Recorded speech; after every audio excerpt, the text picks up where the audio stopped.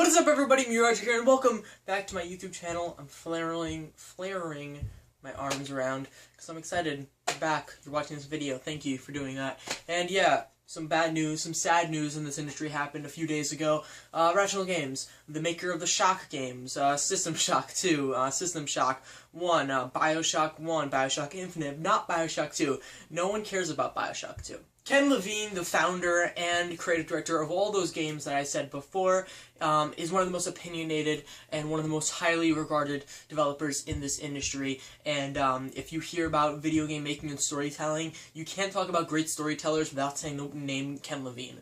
So him and his company and development company, Irrational Games, is one of the best out there in the industry, and it took a lot of people by surprise when it effectively closed down a few days ago, leaving 90% of the staff out of jobs and looking for jobs, and a lot of people are hiring. If you go on Twitter during the day that happened, you would have seen a ton of developers picking up these people, trying to recruit some of these people that just lost their job at Irrational Games. And that's quick tangent before I start the real video. That's one of the reasons why I love this industry. You should have seen my tweet if you actually follow me at Retchromer.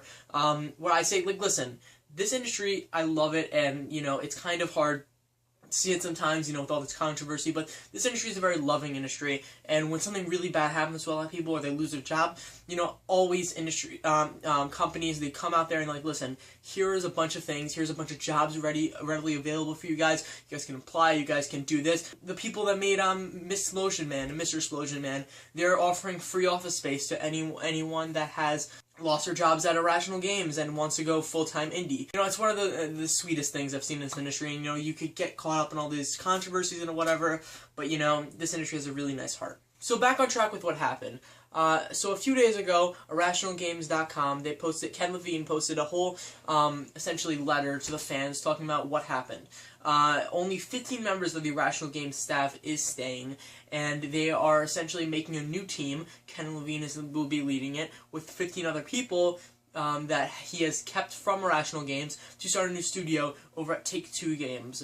And the Bioshock license will be given to 2K Games, a lot of twos going on. I don't know what's going on with that. But so this new studio that Ken Levine has started wants to, quote, make narrative-driven games for the core gamer that are highly replayable, end of quote. Now, this is really weird, because we don't know exactly why Irrational Games closed. In my opinion, it could mean two things, right? It could be either one, Ken Levine just doesn't like the way AAA games are made, and he thinks they're too hard, they're not able to innovate as much, or two, they just didn't make enough money on Bioshock Infinite to justify another game or another title coming out of the studio. Now, the second thing, as I said, that could be true because Irrational Games did take a long time to actually complete Bioshock Infinite after multiple delays and a lot of changes with the game and the way it looked. So many E3s. So it could have been because of that. Even though the game did sell a lot, it might not have sold as well as we thought it did compared to the budget. So with idea number one, it could totally make sense because Ken Levine is going to be a perfectionist, right? He perfects every single game he makes. He delayed Bioshock Infinite by a ton, just so he can make the game as perfect as possible. And, you know, maybe that didn't just jazz with the AAA way of things, and he probably spent millions of dollars extra to make this game, to delay this game, because of his delays and his perfectionist personality. So maybe he just felt that indies would be a better way for him to go. And he also wanted to make these games more digital and for the fans, and he wanted to have a better relationship with the fans, he also said in the post. So this could also be a factor of him just going into indie.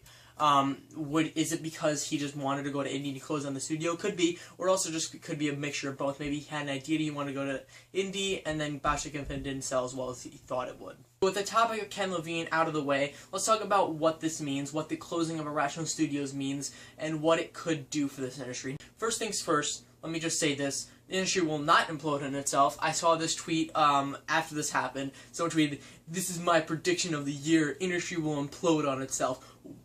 What? How did that make any sense? First of all, like, just because the closure of one studio, even though it's a big studio, does not you know, show that the industry is just going to implode on itself. The only way I can see that quote or that idea being justifiable, if you're talking about something bigger, if you're talking about PS4 and Xbox One sales, and those sales are abysmal, then we can be like, okay, this industry might implode on itself, something might be wrong in mobile, or, something might have a hand in this.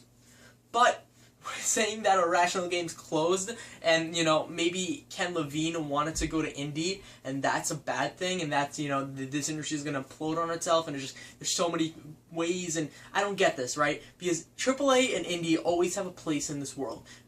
Have you ever seen a person, a casual gamer that plays Call of Duty or plays Battlefield? Have you ever went to them and be like, here's Gone Home, and they're like, I love Gone Home. Gone Home's the greatest thing ever. No, that's not how this works. There's always a need for a game like Gone Home, and there's always a need for a game like Call of Duty. And when my favorite thing is that people are like, oh, well, indies are innovating a lot, and then AAA games are just left in the dust. That might be true, but here's my thing. AAA games will innovate when they need to innovate. Just think about it. Like, when, Xbox started, the original Xbox, not Xbox One or Xbox 360, I'm talking about the OG Xbox, when that was a thing, and then they had a broadband cable inside of it, you can hook it up to the internet, it was a new thing, and they couldn't see the limitations, you couldn't understand what was going to happen with it, what can we use it for. Then Halo came out, Halo Combat Evolved came out, and then everyone figured out, oh, okay, this is what this is.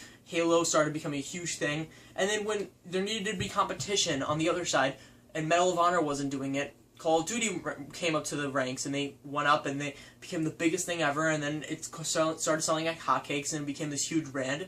And then now Call of Duty sales are getting softer and softer every year. Now guess what we have? Titanfall. Now Titanfall is coming up the ranks, and now it's going to become the biggest hit. So the industry will innovate when it needs to, and if people think that something is bad long enough, the industry will make another game to compensate that, right? You just can't keep on ignoring the fans, and innovation will happen eventually in the AAA atmosphere. Not maybe as rapidly as indie, where they're experimenting with new ideas, but if AAA needs to, they will innovate. Now, you can't just say that there's going to be a wipeout of AAA because there's so many indie games, and a lot of people like indie games, and it's an indie renaissance right now. You just can't do that. That's not how this works. Right? There's always room for all of these. There's room for AAA, there's room for indie. I don't get people that are like, oh, well, just because one AAA studio is now defunct and the leader of that AAA studio is going to indie, that doesn't mean anything. That really does not mean anything.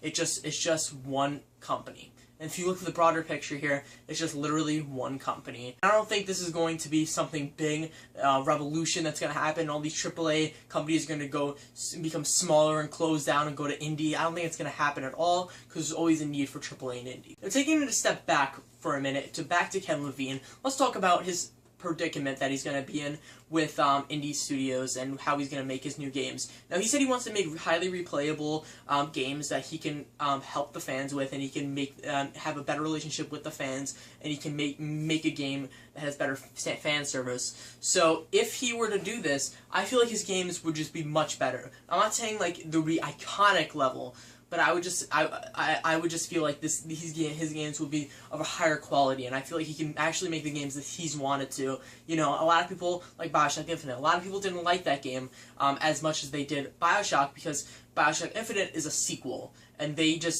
even though it's set in a different world and everything, the game was more focused towards shooting, and had some weird stuff going on with the story, and it was a little bit convoluted. So I feel like Ken Levine, without any of the publisher crap that the publishers are making, hey, we want to make a better bro shooter, we want to make the shooting better, we want to make it focus on the shooting more than the story, I feel like Ken Levine can actually focus on what he actually wants the game to be about, and what he wants the game to be focused on, rather than publishers breathing down his neck to make the shooting better and make the story a little bit weaker.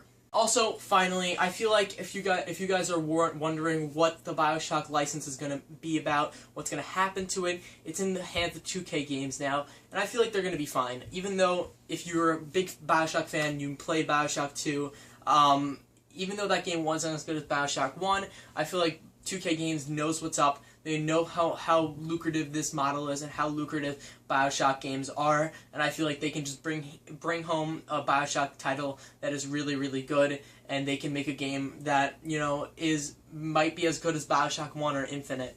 I think they just need to listen to the fans, and they'll be fine. I don't think you'll see anything with like multiplayer anymore. I think that 2K Games will listen to the fans, and I think that BioShock is too good of a license to screw it up with, and it's too lucrative of a license to, you know, screw over the fans. So guys, thank you so much for watching my video again.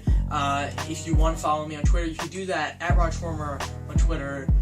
You want to subscribe, you can subscribe down there, you can favorite, you can like, all that stuff, all that jazz. Comment about what you want me to talk about next. Yeah, thanks for watching, everyone. Thanks.